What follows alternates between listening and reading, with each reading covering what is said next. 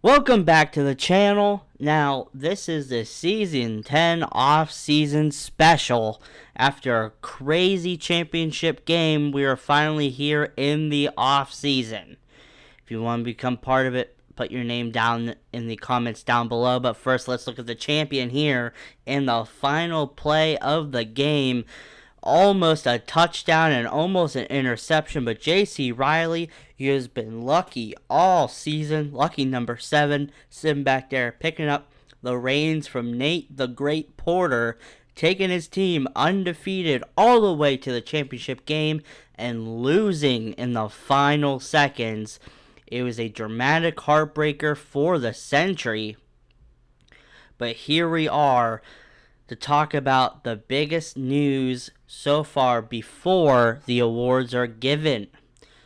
I have currently moved between seasons, and hopefully the audio sounds good. If not, leave a comment down below. The Metal have become the most winningest dynasty of the series, and starting in Season 12, they will be changing their name. They were originally the Pittsburgh Metal. They changed their name to the Pittsburgh Patriots. Then they changed it back to the Metal, won some more championships, and now it looks like they're going to be changing the name to the Pittsburgh Dynasty, with more than 10 championships won in their whole career of being a team. Now, the Metal have some big problems coming up due to their age, so they might be trying to sell off some of the team in the near future. The Dragons gave up everything to have an amazing pass rush, and even though they have Sidney Foster and McCarthy, because last season they lost Zeke the Freak Freeman as their main middle man in the cover 3, they're thinking about maybe possibly changing their defensive scheme in the future as well. But they do have a good pass rush, but it is also aging. Can they make some big changes in this offseason? Only time will tell, and it's from the rumors they will. Lastly, if you want to leave a like and subscribe, that would be greatly appreciated. And these videos tend to not do as well because there isn't gameplay. So if you can just share this and or just show your appreciation for these franchise videos, that will be great. Now, to start off with the awards, we'll be giving out a lot of awards for Season 10. And to start off with the most important, MVP of the league goes to running back Rich O'Brien for the Atlanta Revenge.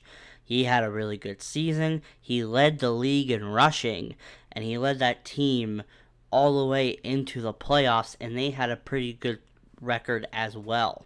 Now, the problem with Rich O'Brien is he's older, and this may be his last MVP year.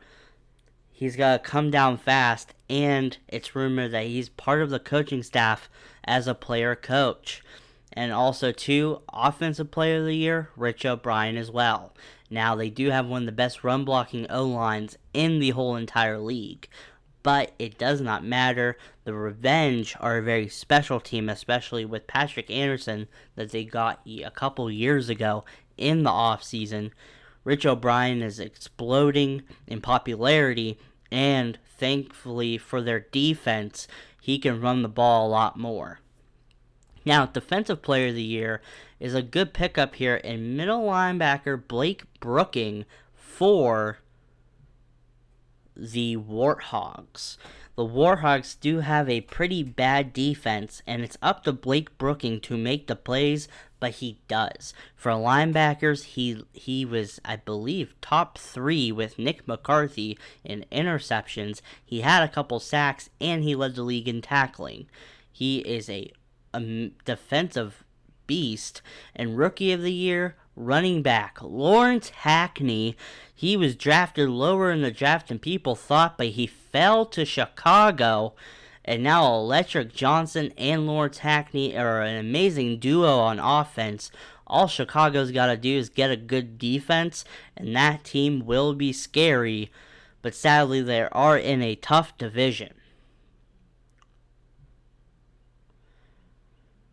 And we're going to look at passing title. We're going to look at quarterback Richie Hung from the Discord.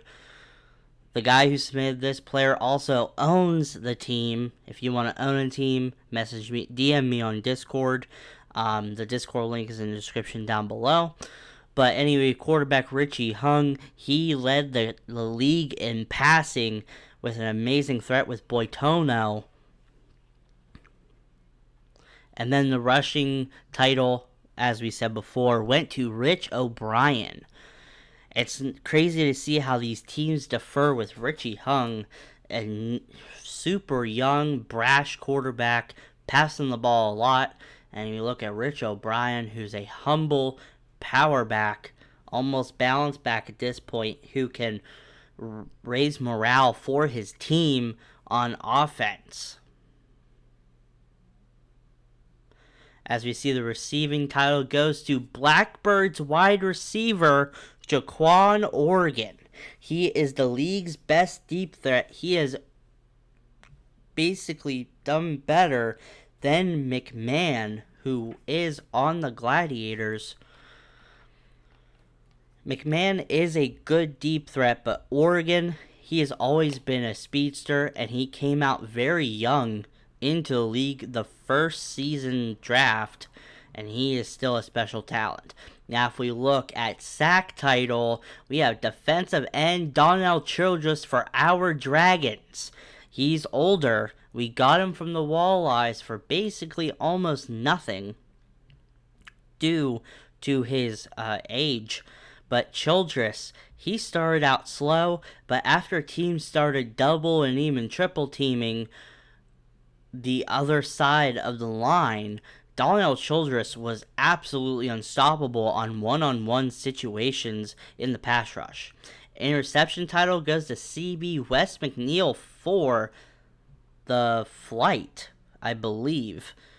He is an amazing DB in that backfield, and he is an amazing ball-hawking player on defense. McNeil was a big face on the metal, and he's really tried to bring that defense to Denver. Now we look at the playoff awards. This has more to do to, well, the playoffs. And so you'll see some slightly different players on this list, and you'll see more potential players from more teams or different teams than the regular list. So let's jump into it. Even though he could not make that final pass, well, the final two passes, lucky number 7, MVP, quarterback J.C. Riley, he's the MVP of the playoffs. He took the Dragons pretty easily through the playoffs until the middle, where he put the team on his back and brought his team back from being down due to all the bad running calls that were played. Offensive playoff performer, also quarterback J.C. Riley. And as I keep going on before, he is an undrafted free agent who got put onto the Dragons due to a retirement.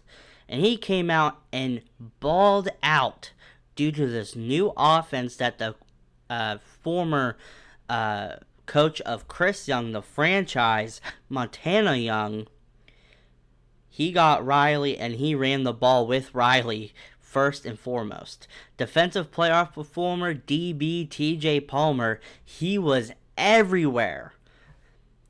Now, right before TJ Palmer, number 2 on the playoff performer list for defense was Ty Banks. But TJ Palmer literally covered the whole left side of the field. So Shepard was just left on the right side, and he was covered too. Riley had a hard time doing much in the run game with TJ Palmer laying big hits. Championship MVP goes to Ty Banks from the Discord. I didn't want to give him defensive player performer, so we gave him championship MVP. He was there on offense. He was there on defense. He was completely unstoppable. Now we're going to see some off-season trades before the draft. Coming up here, we're officially in the off-season.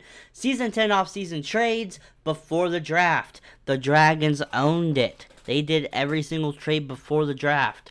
Quarterback Nate Porter gets sent to the Gladiators for athletic freak and I believe college performer or a high school performer, J.C. Riley's former backup quarterback in Dante McCurley, and a Season 10 first-round draft pick. Then they trade Darnell Childress, who dropped due to age, to the Sailors, because the Sailors really want to start building up their defense again, for a Season 10 draft pick and pass rusher Marion Butler, who due to his size is going to be moved to D tackle for the Dragons. Another big trade, future Hall of Famer running back Angel Akins gets sent to the Las Vegas Lightning for a Season 10 draft pick as well. Then the Dragons trade their original draft pick, second to last, to the Warthogs for running back / wide receiver Brent Bobo, who is completely failed out with the Warthogs. He didn't have amazing hands. He had good speed and good ball carry vision, but he just was not good for the Warthogs. And since they have Jordan James, they didn't really want to slot him back at running back.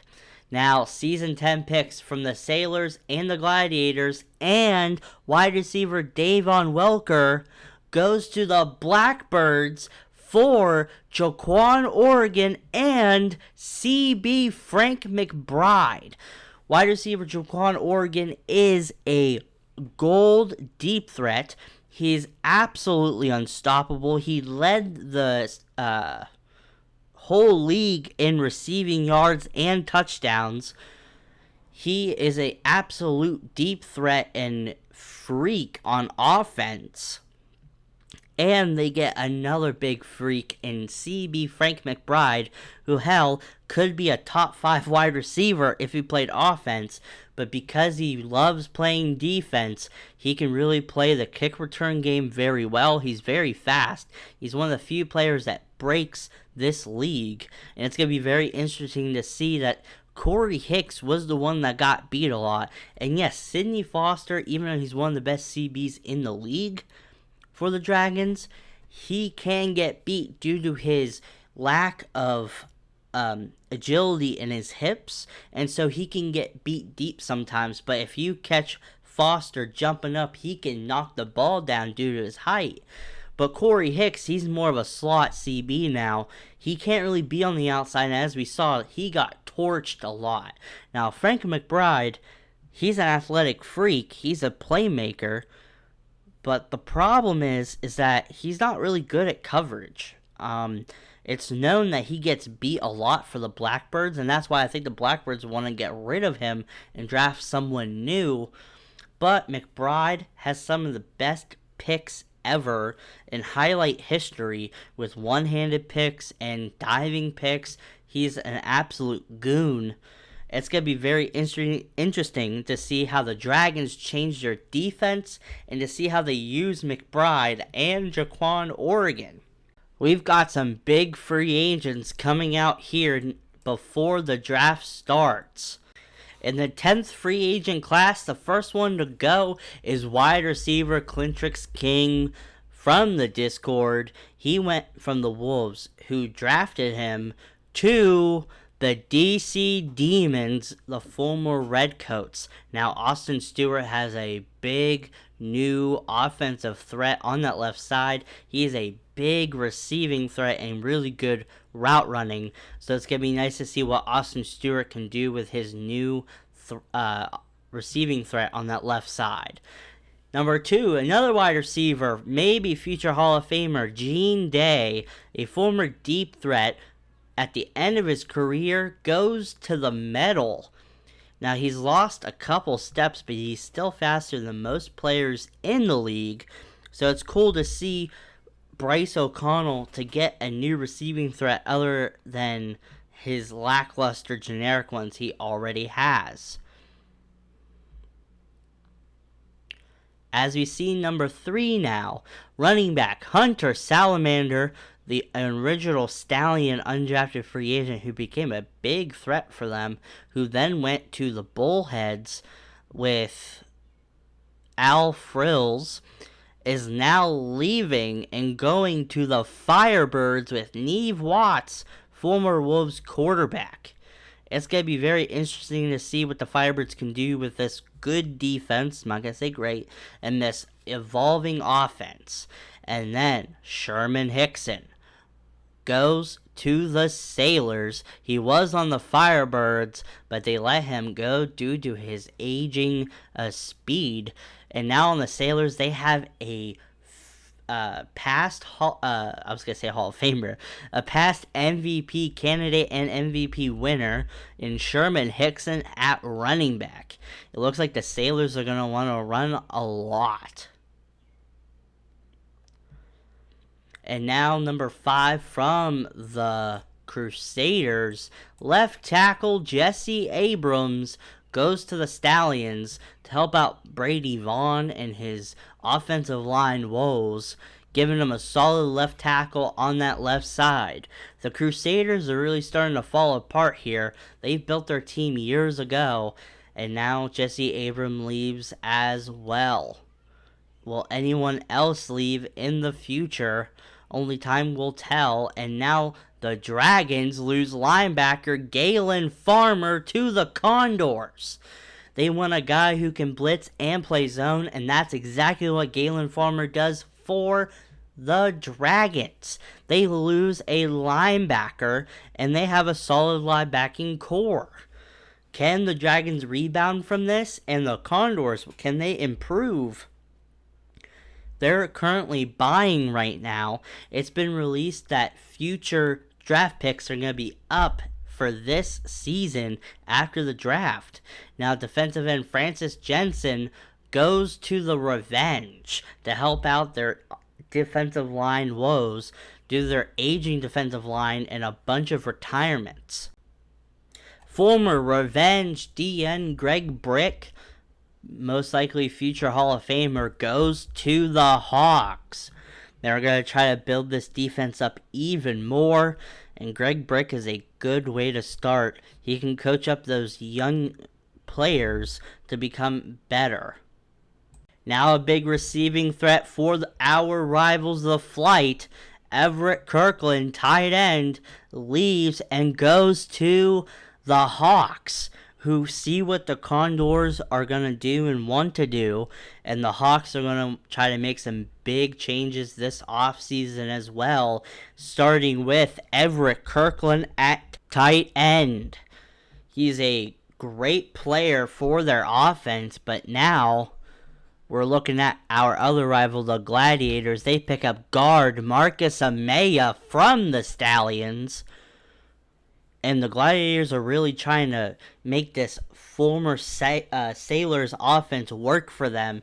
And now they have Nate Porter and a new guard. What else can they do this offseason and in future offseasons? So Coach Rick Tempest can make his team as best as possible. Now let's look at the draft.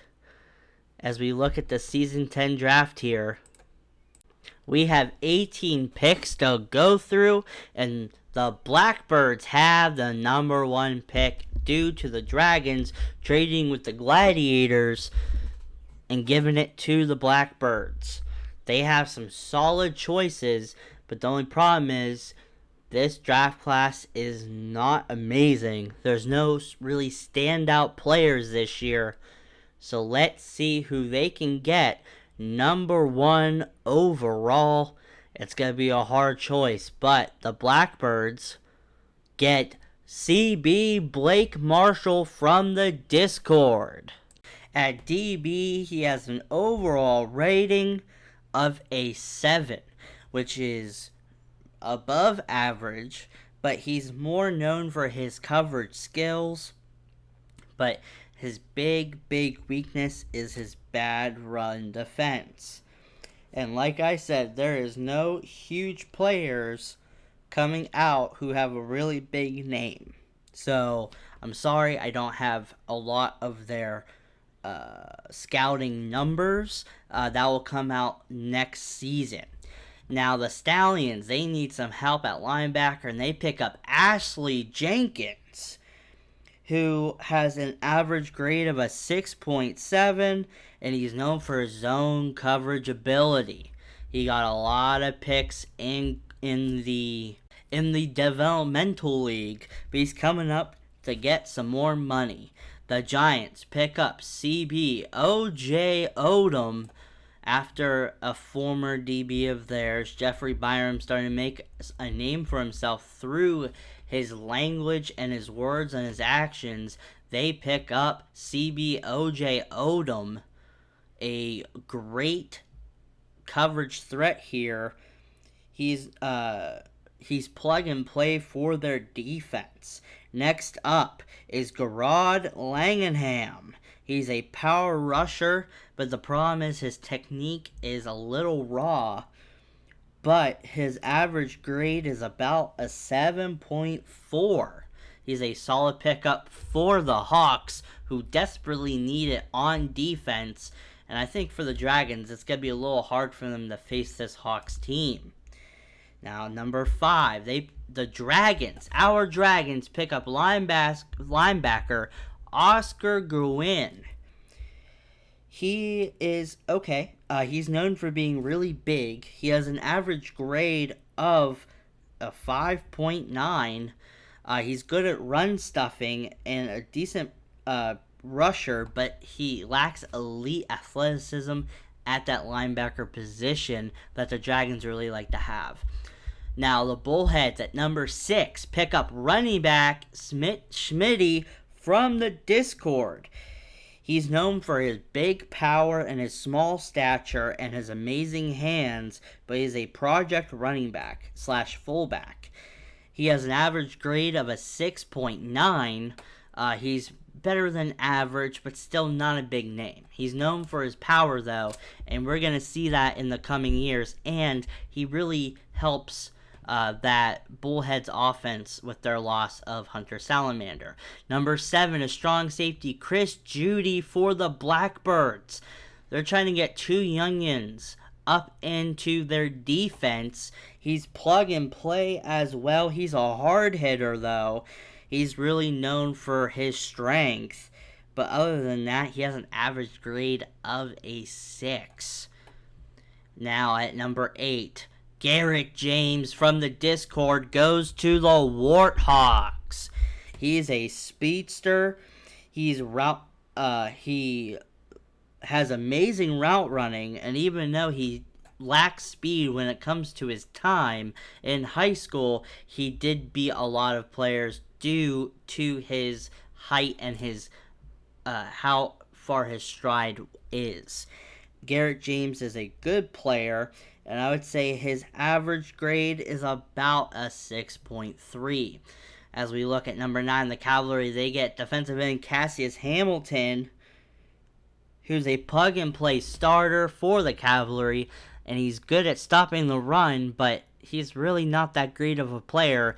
He's more of an undrafted free agent type that we might see more in the future due to there being a more undrafted free agent classes. Now, strong safety Manny Ramirez from the Discord, he's a baller. He played awful his whole high school career, and as he jumped into the developmental league, he played 1 year and absolutely destroyed, and he wants that money, so he's coming up to the big pros here, and he gets drafted by number 10, the Walleyes, who desperately need him. Now, the Flight, they are lucky. They just draft Zach Conrad, tackle from the developmental league. He's the best tackle there, and he has an average score of an 8.0. 6.9. He's an elite player, but because he's on the offensive line, it's not like everyone's going to try to pick him up. But due to this team and how they want to play it, Zach Conrad is an amazing spot here. Now, Tawny Dillon, I'm going to get into him in a second here, but this section's going to be a little long because he is a very special player. We're nearing the half of the draft, and Tawny Dillon is picked by the Crusaders. The reason why this is important is Tawny Dillon might be the most versatile player on defense to ever come out of the developmental league. He's had snaps at linebacker, all three linebacker positions in the 4-3 and the 3-4. He's played spots at DB like at CB and safety. He's played slot CB and everything. He is a versatile player. He is either an oversized CB or a very undersized linebacker. He has some pass rush moves. He can dominate in run stuffing ability. He has a score here as a possible 7.5, but he's not a big name. But that's why he's fallen to 12 to the Crusaders, and he could potentially become a big name for the Crusaders and or any team who try to pick him up from the Crusaders. Now, the Crusaders are not known for defense, but Tawny Dillon is a special, versatile player. He will make plays at any position they put him. It sounds like they're going to try to put him at linebacker, but people do not know what to do with Dillon, and that is a big problem why he is only 12. Even though he has a high score, he lacks athleticism and he lacks his size at linebacker. But now, let's look at the Firebirds, who pick up Joey Herrera at number 13. Herrera is known for his speedy play, but he is a project linebacker. He has an average score of a 6.1, so he's barely above average other than his speed. His speed makes him play extremely fast, but we need to see what the Firebirds do with Herrera to see what they can actually get from him. And now, Art Irving from the Discord gets picked up by the DC Demons. He's an amazing tackler from the developmental league, but he lacks zone coverage and any coverage in general. He comes down, he hits hard, but he does have some potential. He has a 6.3 average. Now, at number 15 is the Pittsburgh Medal.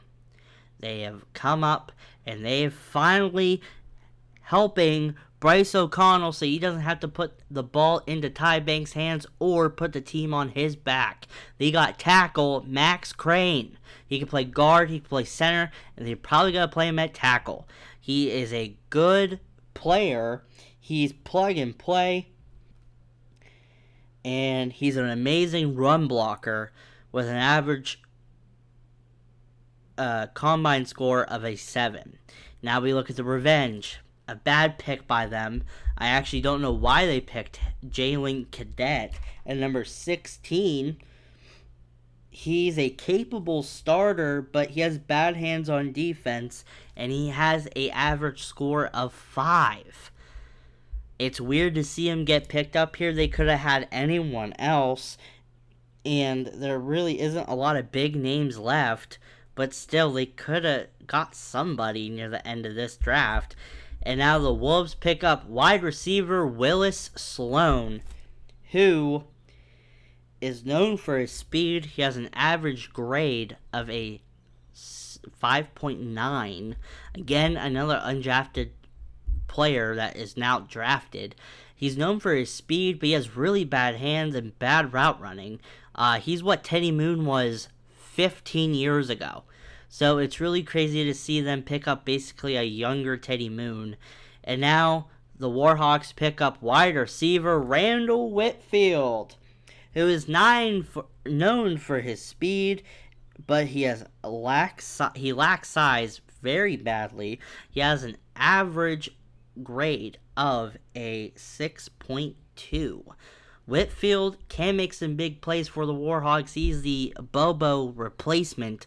Let's see if this can do anything for the Warhogs. But now, let's look at the trades after the draft. Some of the biggest trades here.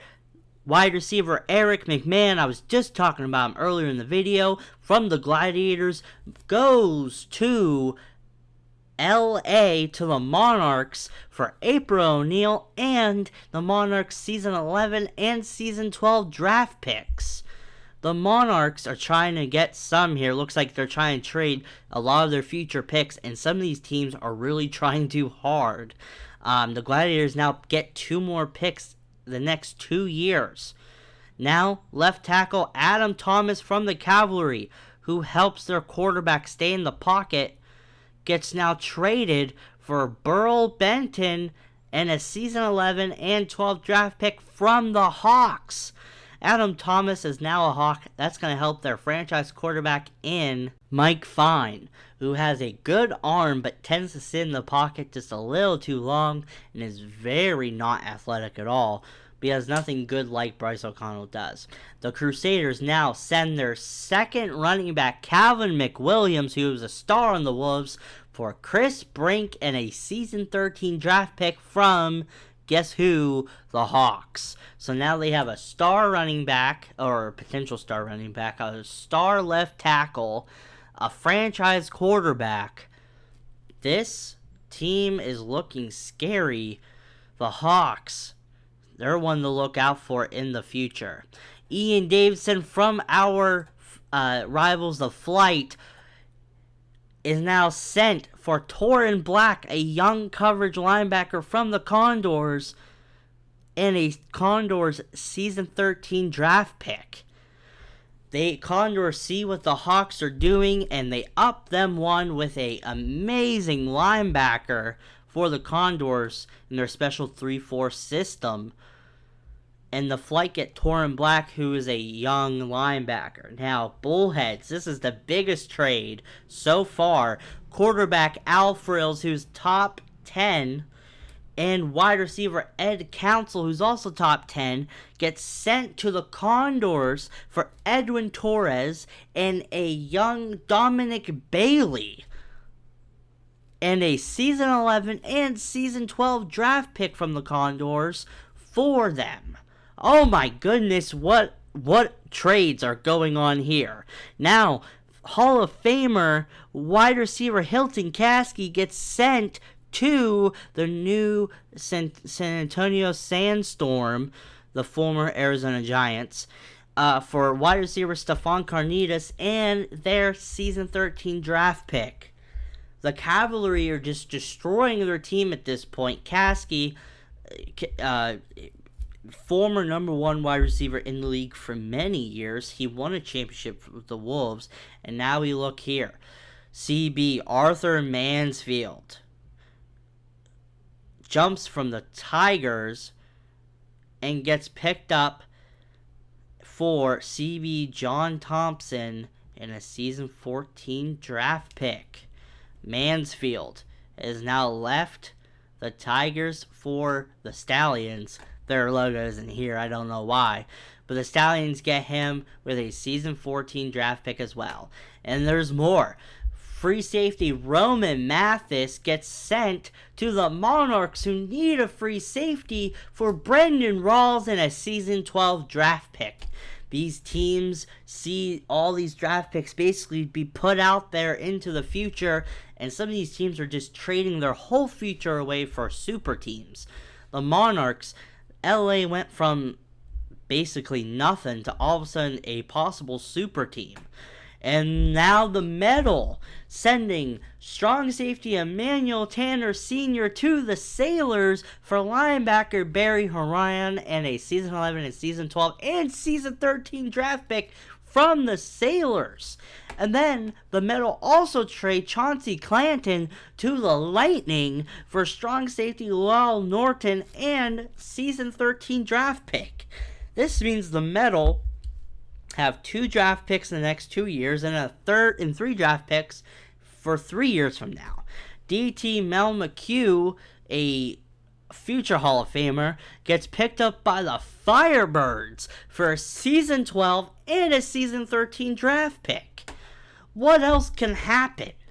This is literally insane. So many trades are going on. This trade frenzy. We've never seen so many. And now wide receiver Tampa Moss from the Crusaders goes to the revenge for Stan Haley and a Season 14 draft pick. Tampa Moss has fallen off a lot, and he has maybe one more really good year for himself, but he's going to be teamed up with Patrick Anderson. And before the new season starts, there's one more trade. And what can it be? Joseph Jacquez for the Guardians goes to the Stallions for their star running back and a Season 15 draft pick. Holy camole.